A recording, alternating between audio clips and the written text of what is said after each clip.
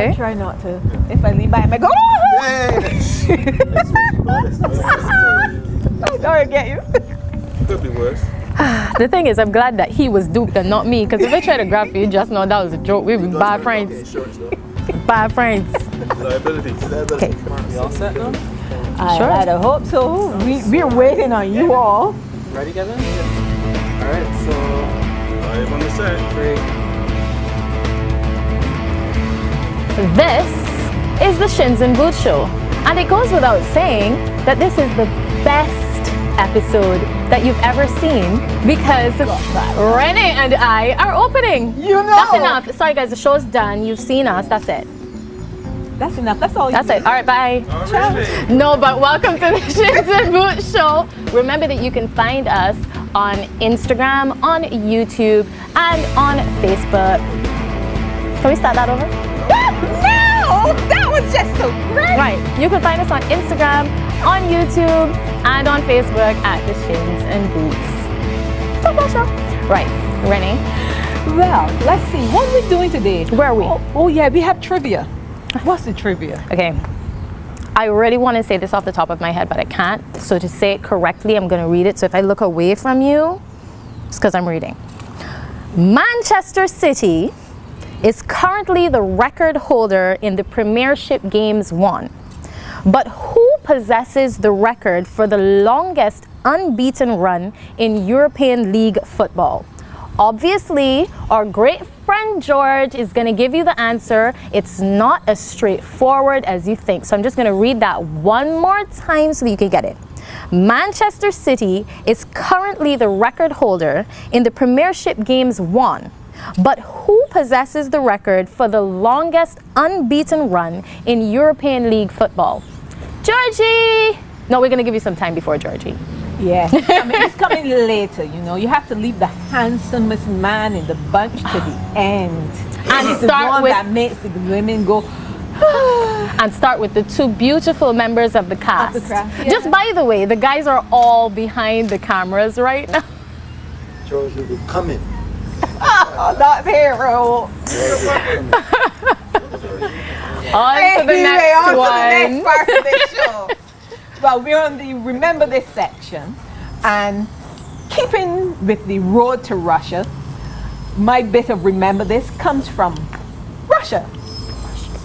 This is Russia's 11th appearance in World Cup, and Russia's best performance was way back, even before I was thought of, in 1966, where they came out tops at the first stage in their group. They went on to beat Hungary to get into the semis, where they faced West Germany, got beaten by West Germany, and played off for the third place with Portugal.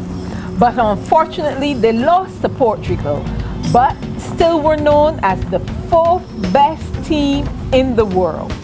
That was in 1966. Wow. But did you know when they won that, they weren't called Russia at that point in time. They were known as the Soviet Union. Did you remember that? I bet you not. Okay. Got me. So I'm here this evening with Mr. Michael Small, who is the physical education teacher for Combermere School. Welcome to the Shins and Boots Football Show, Mr. Small. Thanks for having me. Well, yes, we've been waiting for this for a little while now. So tell me, Mr. Small, how long have you been the physical education teacher here? All right, I've been a physical educator for 20 years, but I think this is a football show. Yeah, don't worry about football. We like to get a little history and a little background on people Okay, well, first. I've been a PE teacher for 20 years. 20 Yeah, years. this is my 20th year on staff. Okay. And what inspired your love of football? Well, I actually played a few years ago when I was a little younger. I used to play for a team called the YMCA, coached by Ansel Marquez, who is no longer here with us. And I just liked the game. I was born in London, so I guess that might have something to do with it. Oh, okay. Who do you support down there? Well, my team, the team I support in the British Premier League is Liverpool. And okay. in La Liga, Barcelona. Internationally, Brazil. Oh yeah, so I can live with that. Liverpool's all right. Barca, I am neither here nor there, but we don't hold that against karma. So, what do you think about Liverpool's performance thus far in the season? Liverpool's performance so far, it's been okay because I have high standards, and I think we dropped some points with some draws that we should not have dropped. I watched the game yesterday. I was satisfied with that performance, but if I have to grade the performance so far, for me, it's just okay. It's just okay. Where do you see them coming? At the end of this season, where do you see them coming? I am not sure because I expect many twists and turns in this Premiership. I think yesterday's result will open up a lot more possibilities, but I am not one for making predictions. Okay. So I am not going to stick up my neck and say they're going to finish second, third. I would hope they do as well as possible, but I am not going to stick out my neck or watch the fingers that I am seeing with numbers. I'm not going to pay that anyway. Yeah, pay Spurs no mind. They're still hoping to get up there in the top 4. So, tell us about here. Do you teach football here? Okay, I don't teach football. Ironically, I started here as a coach. I've been on staff for 20 years, but I've been coaching for 28 years at Combermere. Wow. And when I started to coach here, Combermere was seen as the whipping boys of schools league football. And everybody brought their team here expecting to get a lot of goals, and the results were pathetic. I went to school here myself, so I was not happy with some of the things I saw in the paper.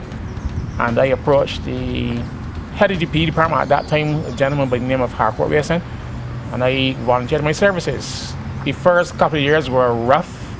I remember the first game, my very first game as coach, we lost 7-0 at Princess Margaret. I remember that there vividly, right? Fortunately, we were able to repay Princess Margaret with interest years later because I went up there and I gave them 9. But the process of football at Combermere here has been, at least under my tenure, has been a long, it's been like a building block where I came here and I found people who could have played, but they didn't want to train, they didn't want to practice. And I found some guys who had very bad attitudes. I'm a disciplinarian, so a lot of those guys who felt they were stars, they didn't play for the school. Because I wanted a team that was disciplined, not just skillful, and that's my hallmark, discipline, more than anything else. Well, I like that, because I, for my one part, don't really follow local football very much. And I think one of the things that was my pet peeve that I saw maybe too regularly on the field, even at the premier teams level in Barbados and the first division level on that, was the indiscipline that I noticed among players and the behavior. And sometimes I'm looking at them and wondering, like, seriously, why are you getting on like that for what? What have you done? I don't even feel that even if you were doing something and you were remarkable at it, that gives you a reason to behave the way I've seen some players behave. And I say, if you're setting the example then for the youngsters, then what sort of example that is you're setting for them? Because when they go overseas, yes, as you said, you might be skillful, but if you can't go there and follow the plays, follow orders, behave in a way which to me sportsmanlike, why should I put you on my pitch? Or why should I put you on my field or the court, whichever sport you happen to be playing, just because you're good? Well, I agree with you, because what I told the young men when I first met them, I told them that I am using football to prepare them for life. Yes. It's my opinion that if you cannot get along with somebody on the football field, when you go into the working world, you're not going to be able to get along with people. And in this day and age, we need people who are team players, right? So it's not just about football. For me, it was never just about football. Yes, I love when we win a tournament. When we win a tournament, I'm the happiest man in the world. But give me the chance to watch young men grow from little boys to mature men. And that pleases me immensely. And when I look back at some of the players I would have coached over the years, because I've coached quite a few players, 28 years in the business, I would have coached quite a few players. I can see some players now who are doctors, accountants, making meaningful contributions to Barbados. So some of those guys that I'm talking about, they didn't win anything. They were part of the process when we were being beaten badly. But as I said, I stress discipline. And my thing here at Combermere, we play a big, we pay attention to the mental aspect of the game. I think if you're playing any sport, you should be a student of the game. You should understand that it's not just running around on a football field. You have to outthink your opponent. Yes. And more often than not, sometimes two teams are evenly matched, and the team that will win will be the team that will make the fewer mistakes. The team that's more mentally prepared, the team that's hungrier to win. Yeah. And I mean, a lot of people, when I started this mental approach here at Combermere, a lot of people scoffed at it. But I stuck to my guns, and I will continue to stick to my guns, because, as I said, it can't be just football. It can't be just playing a sport. Guys have to become students of the game. They should know the players. They should understand their role on the field. They should know where you should be when a certain player has the ball. There are a lot of different things. So for me as a teacher, because I'm a teacher first and foremost, I believe that sport should be used as a vehicle to empower young people. So I am not just one of these coaches. I just don't want to win. As I said earlier, I love to win. Don't get me wrong, when we win, I can jump up and down here like a school child. But for me, it is empowering young people. It is giving young people a sense of belonging and understanding that they are part of a process that just didn't happen. It was something that was methodically thought out and strategically placed in their hands. Yes, well, I thank you, Mr. Small, for being here with us at Shins and Boots. I'm hoping that others, coaches, whether PE teachers or general football coaches, have heard what you say and understand, and maybe even share the principles of the discipline and the mental attitude and aspects that are necessary to not just football, to any sport. If you want to see young men and women succeed, they have to be disciplined, and they have to be mentally strong, and have to have a heart and a hunger for that game. Yes, I agree. And I think that is maybe why we don't see enough of our players succeed on the international level, because that mental discipline and that heart and that hunger doesn't seem to be there. So I hope y'all are listening, and I hope y'all take Mr. Small's words to heart, because believe it or not, you're going to see the Shins and Boots show turn up at some football fields, and we're going to be watching our youth, starting from the little wee ones, as they come up through the season. We want to see how far you go. We want you to prove to yourself and to everyone, your family, your friends, your teachers, your coaches, that you have what it takes to make it onto that international stage, to be as good as Messi or Ronaldo or any of the top players in the world. That you have it, but you have to really work for it. Remember, discipline, mental attitude, and heart. Thank you again. Thank you, Mark. Thank you very much.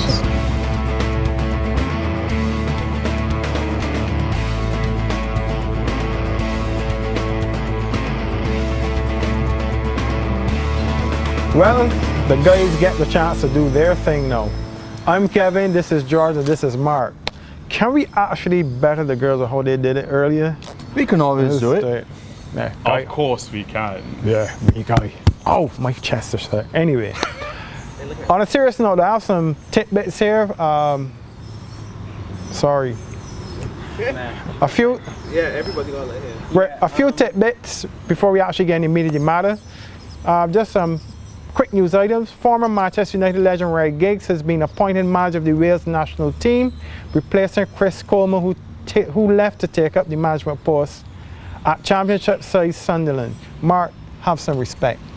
Giggs' only spell as manager came when he took over the last 4 games at Manchester United after David Moyes was sacked during the 2013-2014 season.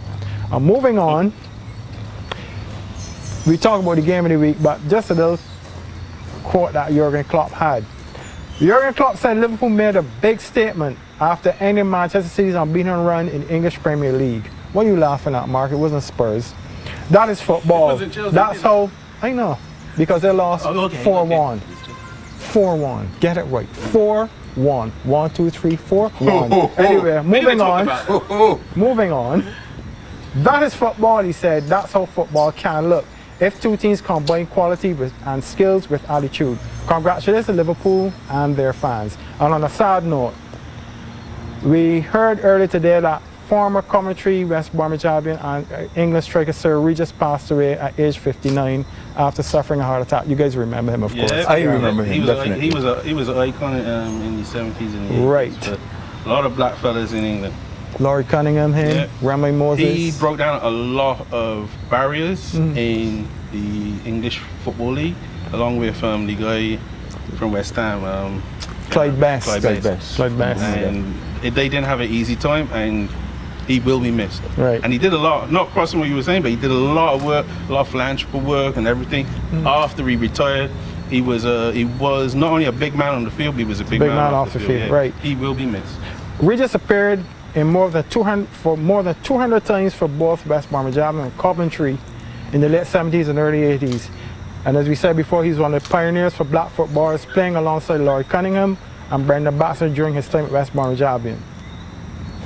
He won 5 senior caps for England and was awarded an MBE in the birthday honours in 2008 for his services to football. May he rest in peace. And Renée, if you do that, you may rest in peace too. Anyway. I could help that. Well done. Right. Moving on, guys.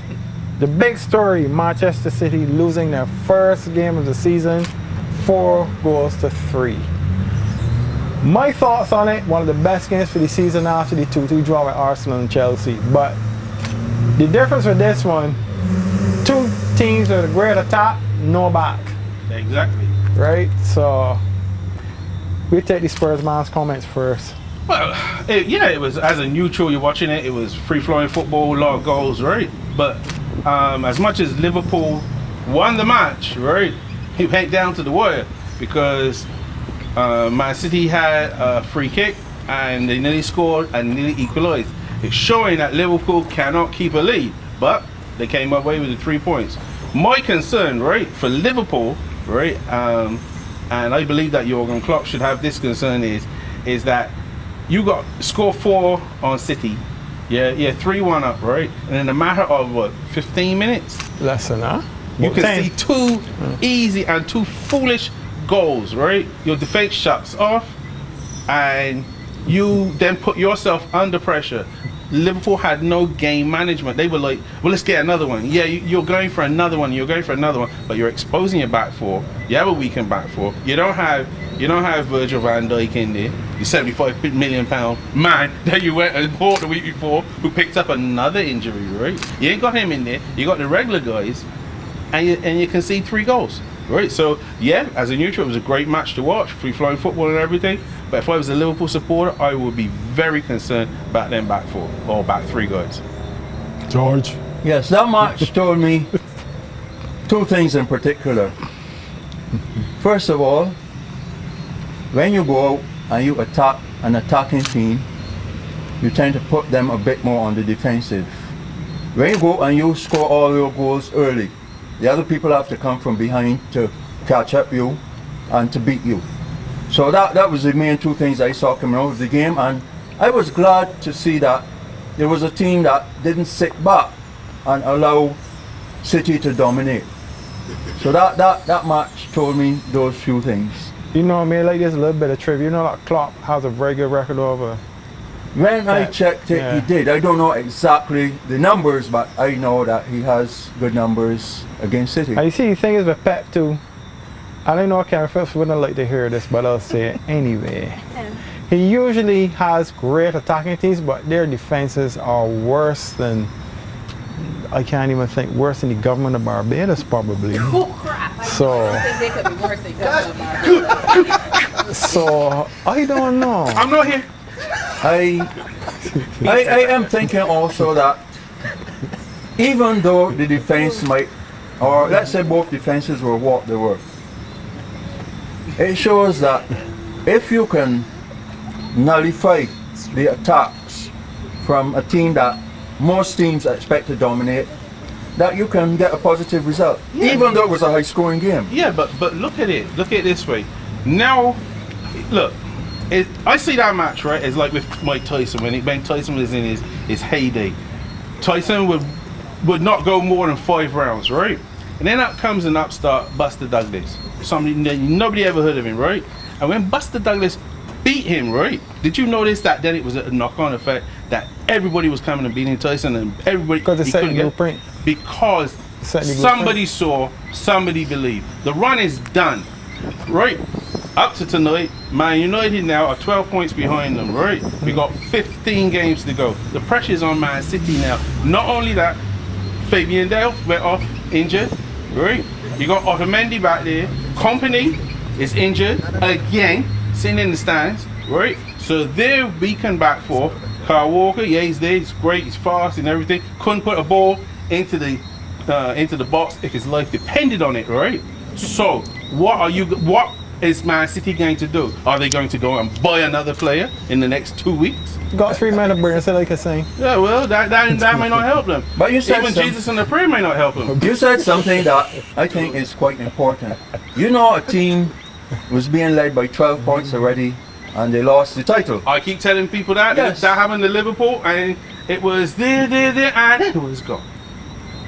I think it was Newcastle 15. and Newcastle Manchester and Manchester United United, yeah. when Kevin 15 Keegan was the manager of coach. Newcastle. You know, so 12 points.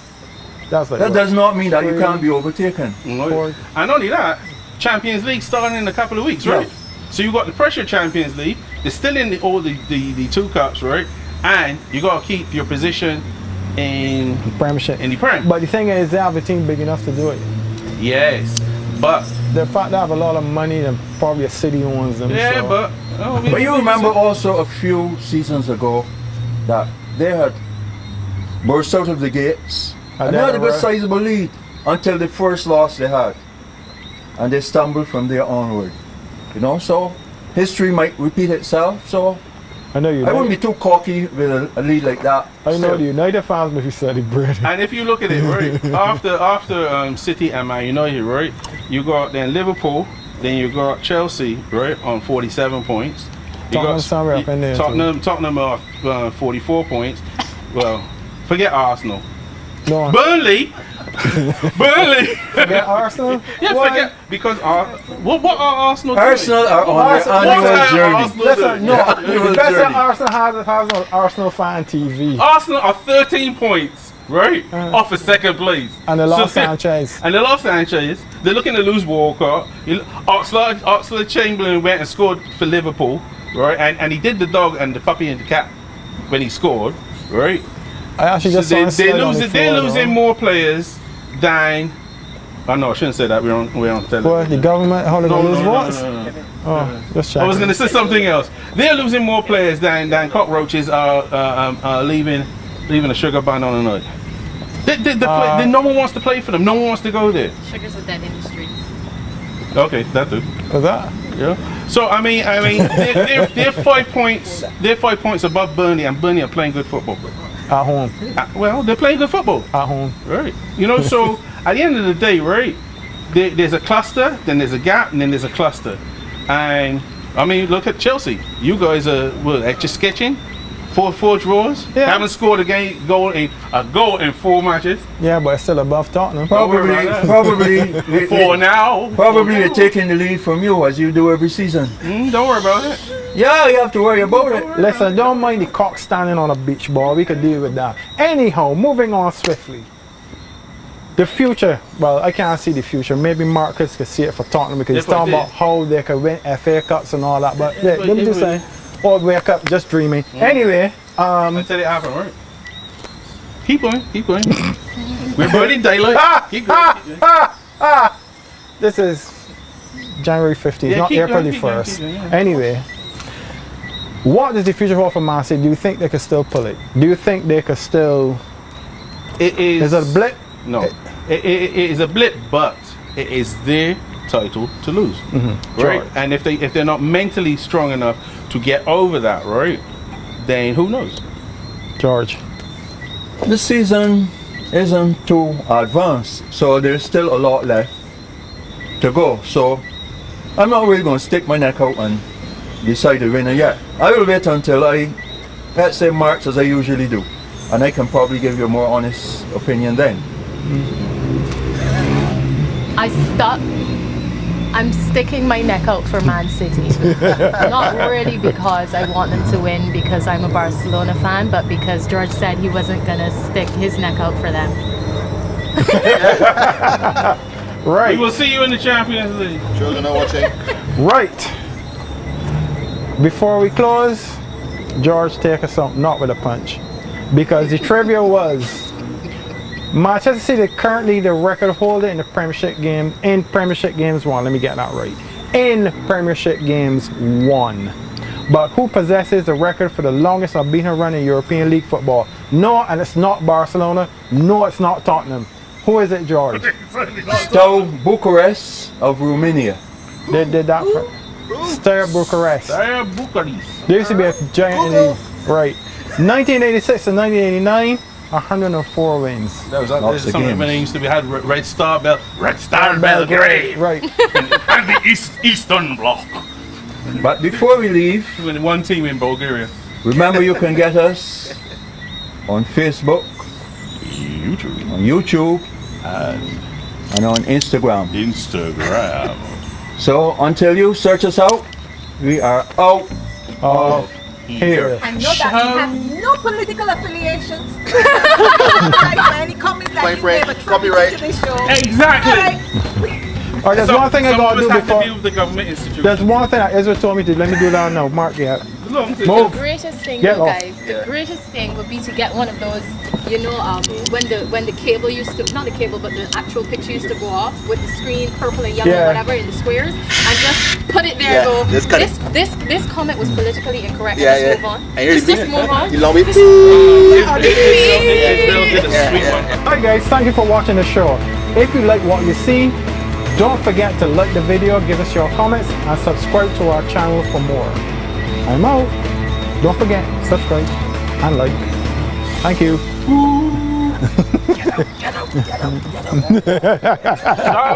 Wait, who keys and